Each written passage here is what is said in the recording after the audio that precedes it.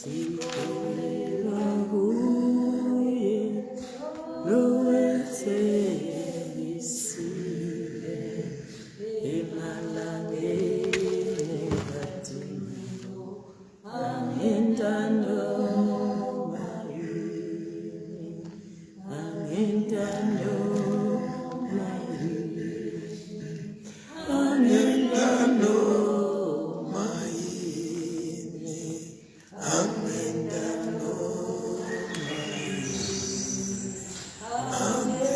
Siyabonga ngosekuseni egameni likaJesu Kristu, sibonga leli vili lakho Nkosi leselifunziwe kithi.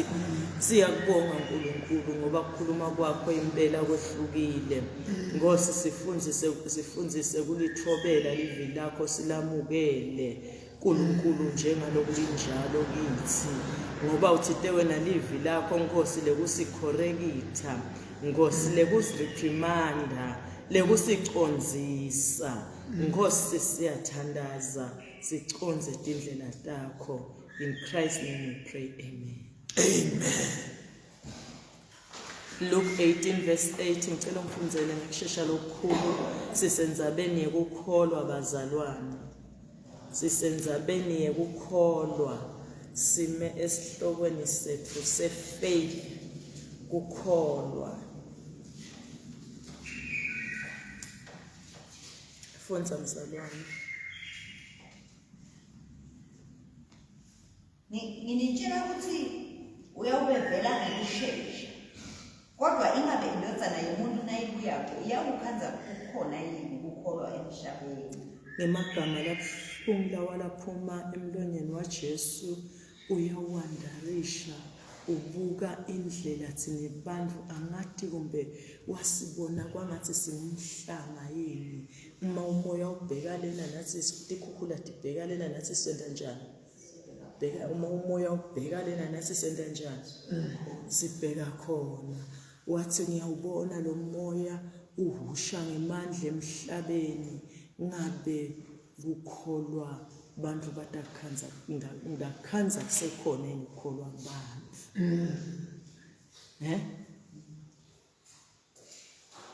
Ngabe ukukholwa ngakhanza sithi wabona ukuthi emhlabeni uyathi ukhulumile futhi akhuluma ngesigayegaya. Ngiluka 13 ngibakuse Luka 13 lapha akhuluma khona sikuyakwendekani noma 21 etikhatsini tani tekugqina. Bambuta Jesu sitshele. Can 21. Akuse 21 ngoba 21 sengile lapho iHoly Week. Oh, okay ngathi. Ubande kakhulu. Kuthi kuyakwendekani ngetikhathi tani tekugcina. Kuthi kuyawuvela timangaliso ezulwini nasemhlabeni, kuyawuvela timangaliso elwandle, bantu bayawubulawa nje besaba letimangaliso lesebatibona. Amen. Amen. Uthi-ke ngabe indvodzana yemfita kukhanza kukhulwa kukhona yini. Sithiteke bazalwane-ke ya ngiyo Luke 21. Luka 21. Lapha khuluma khona ngaletimangaliso letiningi. Bathi asikho lapho bazalwane senza bengeke ukuthi sisithe ukukholwa ubonakala kumuntu ngesikhathi kufike isimo sekuhlupheka. Kutokuvivinya, kutokucheka ukuthi uyakholwa yini.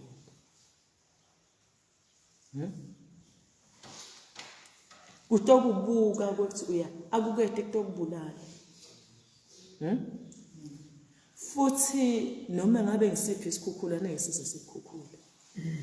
Futhi noma ngabe ngimuphi umlilo nekuzokulushisa. Kutakwendeka leya nkulunkulu ithando ekugcineni. kuJobe kwenteka yaNkulunkulu inthando ekugcineni. In fact Jobe wagcina sekane double portion. Lebekana kokucala kwakuncane kwase kuexcela kakhulu. Amen. Amen. Yini na ngoba Jobe wahlala ekukholweni ngetikhathi tekumadima kwala ngisho bangani bakhe bathi hey wena mhlubuke lo nkulunkulu. Kwala ngisho umfati wakhe athi nethuke ufe, hayi wathi Jobe nothing doing, ngethemba yena. Ngenda njani? Ngethemba yena. Yini imfihlo naye eJobe yakho sithite imfihlo ukuthi bekamadi uNkulunkulu? Imfihlo ya Abrahama noma ngumsuku sathatha le only son uyomnikela umhlambe wababeka madi uNkulunkulu uthi umbani.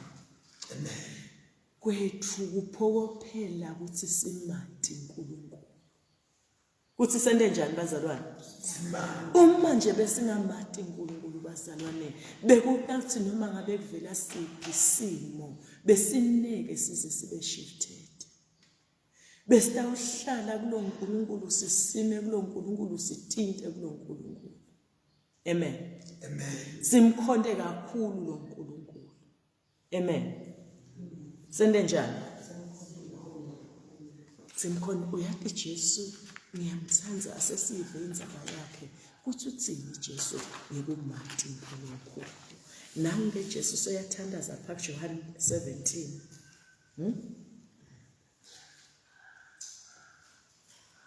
Verse 3. Uthandaza umthandazo wakhe lo public wekugcina la.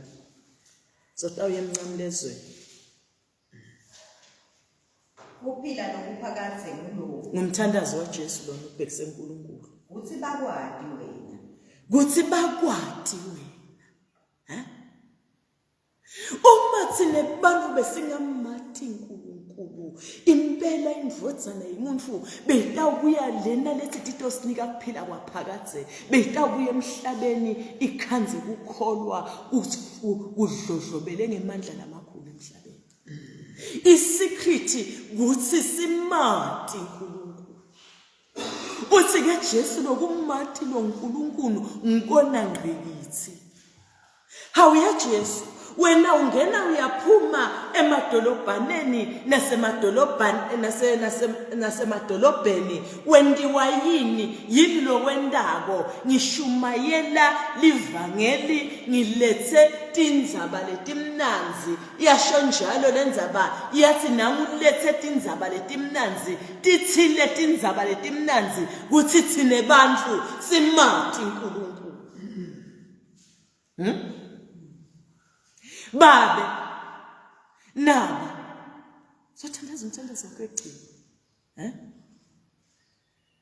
Ngibatshele konke. Wayebatshele konke Jesu ukuthi bakwati wena baba. Ngoba ekukwatini kunekuphila lokuphakathe.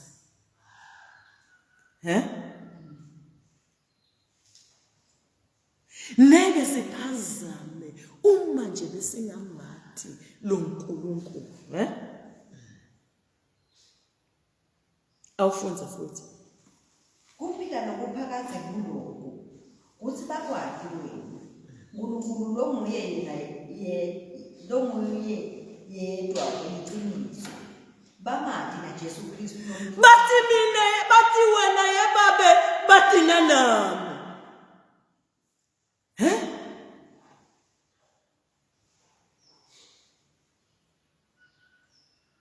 Usebenza kangaka Jesu, usebenzela sisimadi uNkulunkulu. Simadi naye. Sende njani? Simadi uNkulunkulu, simadi naye. Uyayimangaliswa uMose bazalwane. Uthi uNkulunkulu kuMose sesimfunze lapha Exodus 3. Exodus 3 sesiyonke. Exodus 3.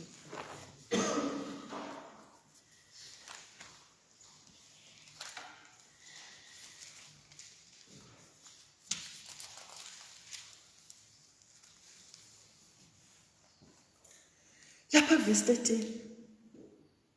Mose wakhuluma kuNkulunkulu wathi, nangifika kuma-Israyeli ngithi kubo. Okay nje noma lapho singayacela lapha kuphi, singacela kuphi nje. Iphila indzaba lapho uNkulunkulu atichaza khona. verse 6 asicela lapha verse 6 NginguNkulunkulu acela 5 uNkulunkulu wathi uNkulunkulu wathi ungasonzeli khumula tincabu letakho ngoba lenza lome kuyo ingumhlabathi ongcwele 5-6 NginguNkulunkulu wabokhokho bakho mina uyachaza uNkulunkulu uchaza kuMose kwenda kanjani mzalwane uthi chaza kubani Mose mina ungibona ngingubani nginguNkulunkulu wabokhokho bakho uNkulunkulu bakho uyabasho nabokhokho bakho uNkulunkulu waAbraham uNkulunkulu waIsaac uNkulunkulu waJakob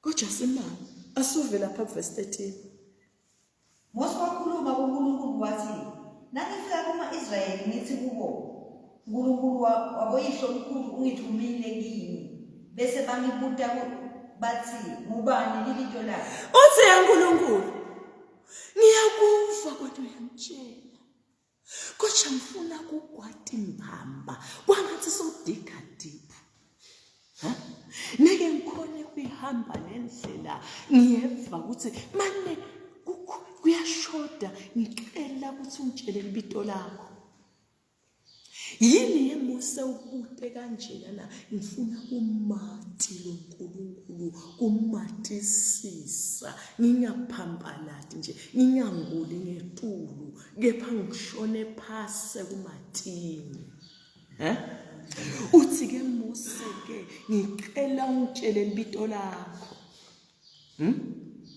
ngicela ungitshele bani ngicela ungitshele libito lakho why ucela kumtshela libito lakhe indzaba Mose ufuna kumati ufuna wena njani ufuna kumati ngitshele libito lakho wena uNkulunkulu waAbraham bekakubita ngithi ubani Abraham uthini wena uthi ubani vele libito lakho ungubani ngalamanye amagama ungubani uNkulunkulu ungubani wasiyalisho uNkulunkulu uthi ungubani 14 uNkulunkulu wathi kuMose nginguye nguloko lo yawubatshela bona baka-Israyeli uthi nginguye ungithumile libito lami nginguye longuye ngithunywe ngunguye uyabona la revelation yaseyaqaqa Mose yaseyibakile revelation uma kethi nginguye longuye nguye onguye nginguye ungithumile wahamba Mose aphethe kuMathi uNkulunkulu kuthi nginguye longuye bathi labambule lomfundisi baqhaza lo nguye onguye basho ukuthi Mose uNkulunkulu Mose bekamnika iblank check kuthi lapho nifika khona ngenandlela ndawuvele ndifake indlela ngiguquke ngibe indlela lapho nifika khona eManta munyu khona ninendafo nifake sweet eManta guquka be sweet lapho nifika khona senilunywa tinyoka ninenda yabo a blank check noma ngabe senilambile ndawufike nifake bani mana mina ngehlise bani mana ezulwini wahamba wende miracles and wonders even laseGibhithe amakhulu wasikhipha lesive amathi kuthi ungubani atibutele yena yenkosi ungubani wena ngalamafishi ngitshele ngqo ungubani wena wasiyatembula uNkulunkulu wasewenda njani nalomunye mzalwane uyabona lenzaba ethi kumele simade uNkulunkulu serious lenzaba mzalwane yekuthi kumele mati uNkulunkulu is serious. Look at Paul. Usendleleni yeDamaseko.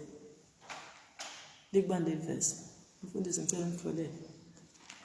Paul usendleleni iya eDamaseko ushaywa ngumbane umnyazi lwembane liyamshaya emehlo yavaleka uthi vuphasi.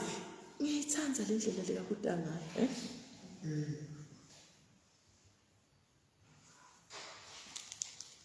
ngiyithanda le ndlela leka kudanga.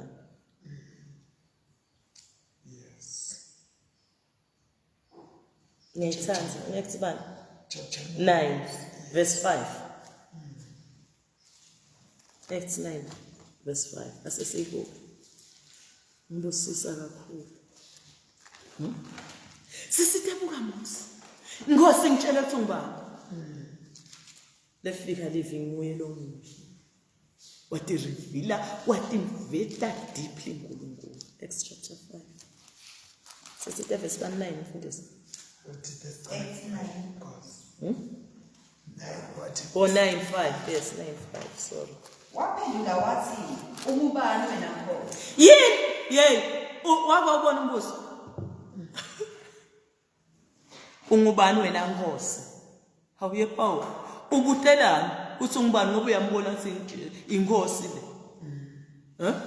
Njengoba uyambona ukuthi inkosi kepha ubutelani ukuthi ungubani wena Nkosi? Ifanana nalombuzo waMose. Utsheliwe Mose ukuthi mina ngiNkulunkulu wabokhokho bakho, uNkulunkulu waAbraham, waIsaka naJakobe. Kodwa Mose still uyabuda. Na Paul naye impendulo ikuye ungubani yenkosi? Yathi mhlambe mina nami ngathi njengoba uyangibona ukuthi inkosi yini inkinga yakho. NakuMose futhi bengawuthi kubeka ngimi uNkulunkulu bengazi njengoba ngutshela ngathi ngiNkulunkulu wabokhokho bakho ufunani?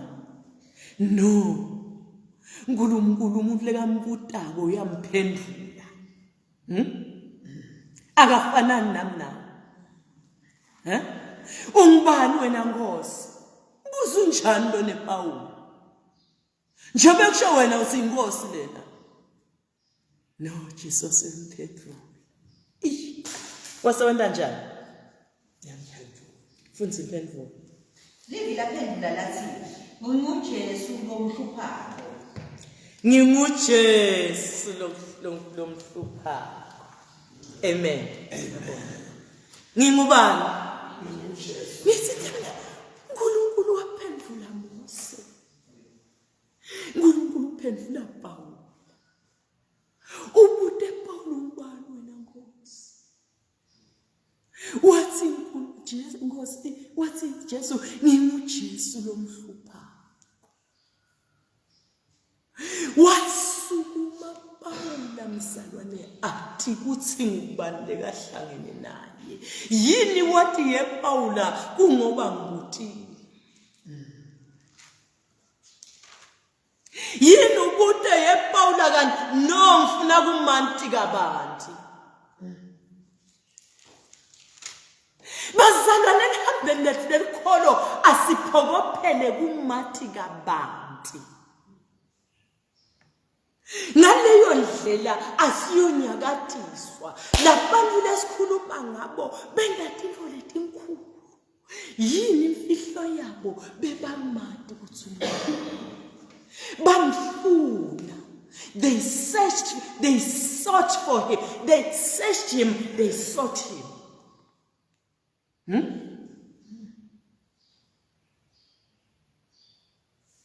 Benda njani bazalwane? Bamfuna. Asike Jesu kwanga uthandaze baba. Abakwati wena bangadina. Indzaba kumati.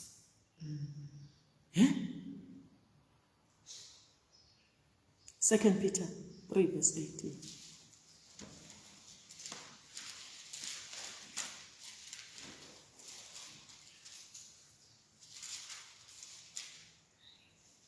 Kodwa khulani emseni nasekuyatini inkosi nemsindzisi wethu Jesu Kristu. Kolani emseni nasekumatini. Kumele simati bazalwane. So yasibhalela Petro asikhuleni emseni nasekumatini. 3:18 2 Peter 3:18. Ekwendeni ekumatini.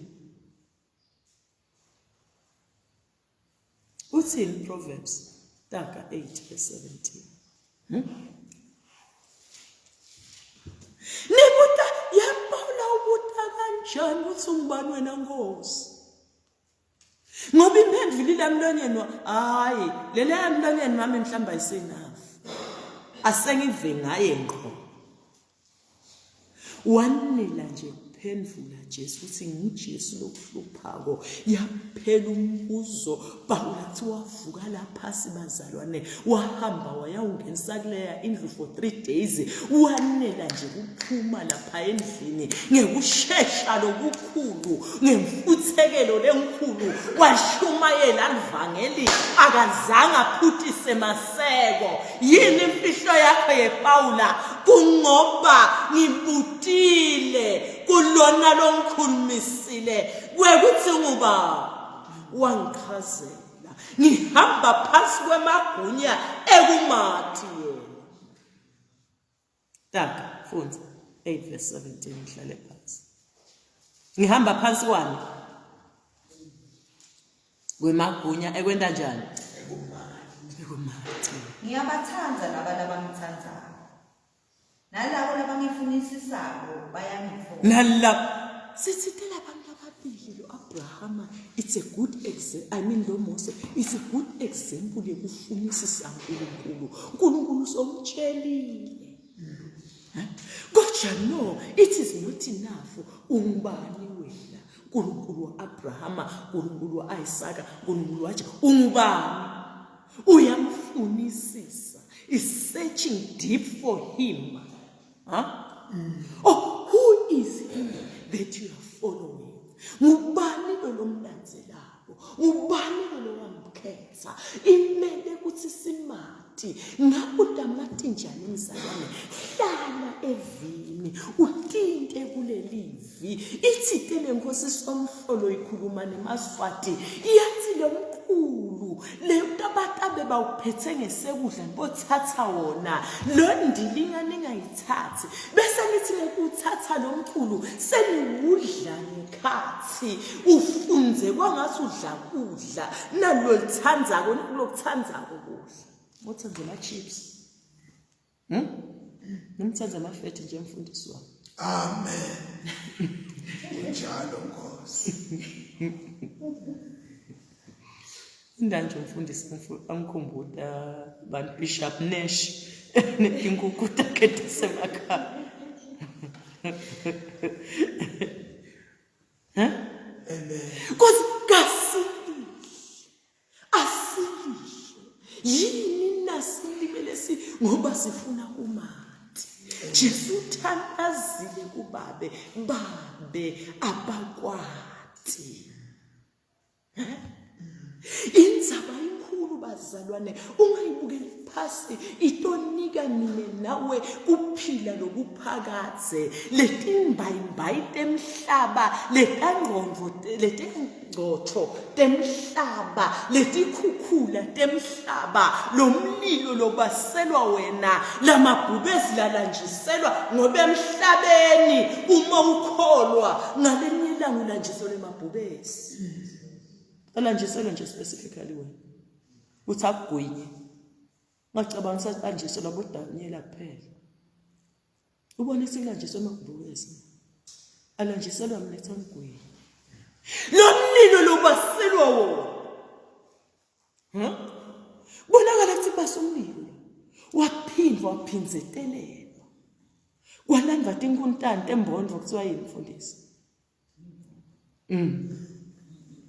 Tabekwa takulakanyiswa la tathi tivuthiwa sekufakwe letini. Amen.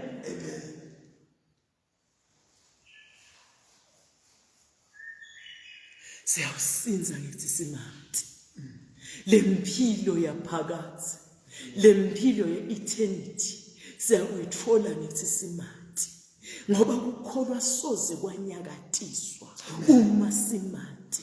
Akuzange kunyakatiswe kwaMose.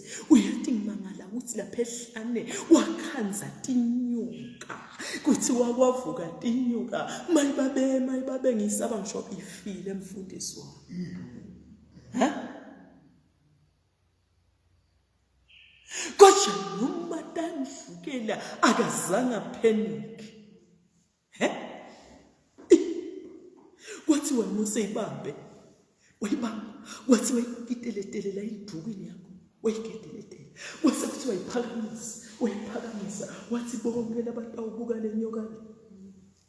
Batawenda nje, batawuphila. Lesingkhanga yeMose usithathaphi emkhathisi ngetinyuka titseliwe bese ubamba yini yayiphakamisa wathathaphi lamandla ingoba ngiyamati lo ngithumile wangitshela wathi nguye ngiyamati. Amen. Ngiyamati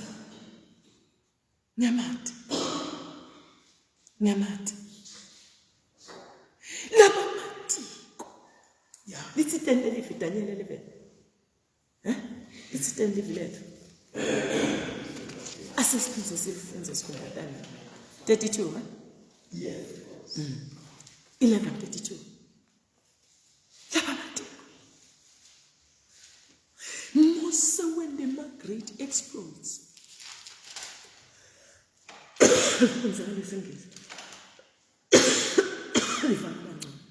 ngekuyena nangemavi lifunza ngalesingisi ivakala kancane. Akungafunzi umuntu omunye bazalwane ngicela sibovula sonke amaBhayibheli sibowavu into sisida.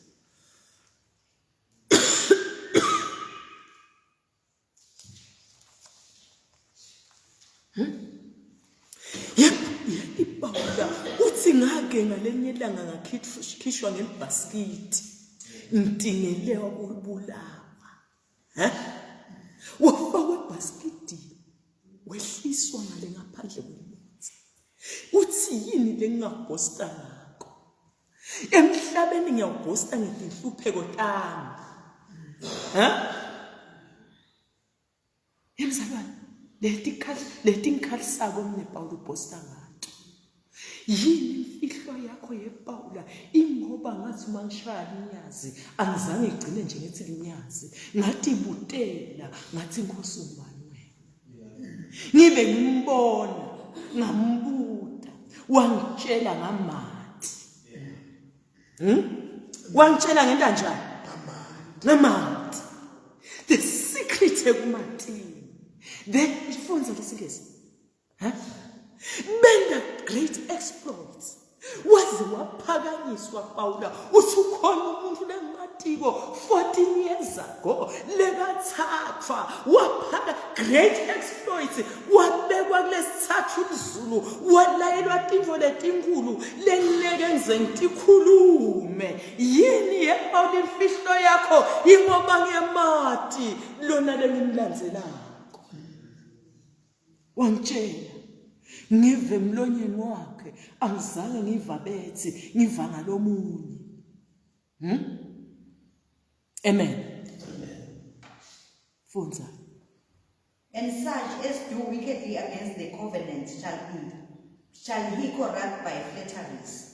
But the people that do know their God shall be strong and do exploits. The people that know their matiko uNkulunkulu wakhe wabo batawenda timangaliso.